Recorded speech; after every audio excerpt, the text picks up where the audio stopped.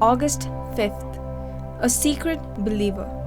1 Kings chapter 18 verses 1 to 7. As Elijah, in obedience to God's command, set out to meet Ahab, he saw that the famine was very severe in Samaria, one of the areas ruled by Ahab and inhabited by the Israelite people. Apparently, it extended beyond Ahab's kingdom, but Samaria seemed to be getting the brunt of it.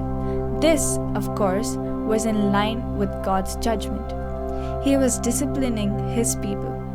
The prophet Isaiah wrote, "If ye be willing and obedient, ye shall eat the good of the land.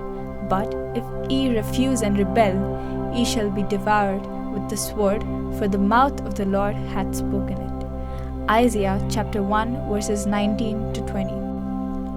This principle was literally fulfilled before Elijah's eyes. The people had rebelled and they were not eating of the good of the land.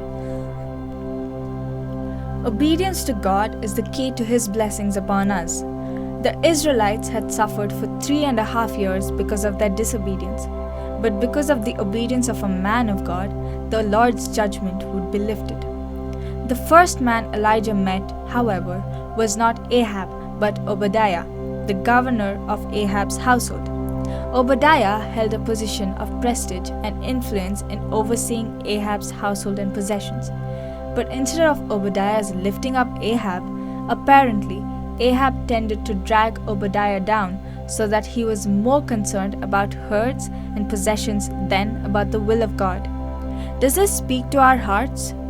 Perhaps God allowed this man's life to be included in the scriptures to teach us this lesson. In whom we have boldness and access with confidence by the faith of Him, Christ. Ephesians chapter 3 verses 12.